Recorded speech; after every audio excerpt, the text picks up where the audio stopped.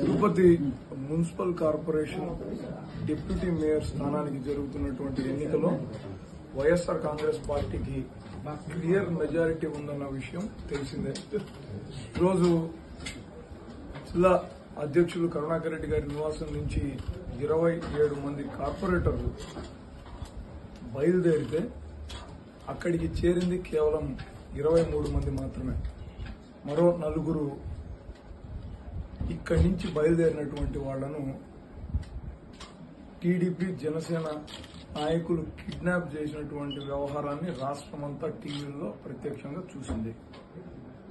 45వ డివిజన్కి చెందిన అనీష్ రాయల్ అక్కడ వాళ్ల కస్టడీలో ఉన్నప్పటికీ నేను ఖచ్చితంగా వైసీపీకే మద్దతు తెలుపుతాను, నేను ఎట్టి పరిస్థితుల్లోనూ పార్టీకి ద్రోహం చేయను అని చెప్పడంతో అనీష్ ని ఎలా అయినా లొంగ తీసుకునే ప్రయత్నంలో భాగంగా అనీష్ భార్యను మమతా గారిని కిడ్నాప్ చేయాలన్న ప్రయత్నం చేస్తున్నట్టుగా తెలిసి ఆవిడని తీసుకొని రావడం కోసం మేమందరం కూడా వెళ్లాం.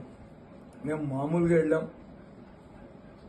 ఆవిడ బస చేస్తున్నటువంటి తుడా ప్లాట్స్ లో ఉన్న ఒక ఇంటిలోకి వెళ్లి మాట్లాడుతుండగా వందలాది టీడీపీ గుండాలు మొత్తం అక్కడ ఉన్నటువంటి రెసిడెన్షియల్ ఏరియాలో ఉన్న కాలనీ వాసులందరినీ భయభ్రాంతులకు గురి చేసే విధంగా పెద్ద పెద్ద అరుపులతో మేము వచ్చినటువంటి వాహనాలను అక్కడికక్కడే రాళ్లు వేసి పగలగొట్టి ఎవరిని లోపలికి పంపించకుండా మా వాళ్లను మేమున్నటువంటి ఇంటిని పూర్తిగా లాక్ చేసి వాళ్ల కంట్రోల్లోకి తీసుకుపోయేటటువంటి ప్రయత్నం చేశారు.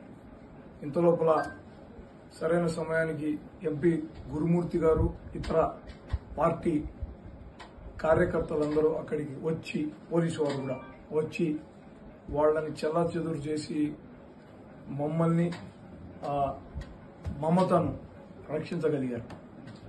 అంటే ఓడిపోయాం అని తెలిసి కూడా నైతికంగా వాళ్లకు కోరం లేదు, వాళ్లకు మెజారిటీ లేదు, ఈరోజు ఎన్నిక వాయిదా పడింది, రేపు ఏదో ఒక విధంగా వాళ్ల ఇంట్లో వాళ్లనైనా సరే చిత్రహింసలకు గురి చేసి వాళ్లతో ఓటు వేయించుకోవాలన్నటువంటి దుర్మార్గమైనటువంటి ప్రయత్నానికి ఈరోజు కూటమి ప్రభుత్వం పూనుకోవడం చాలా బాధాకరం.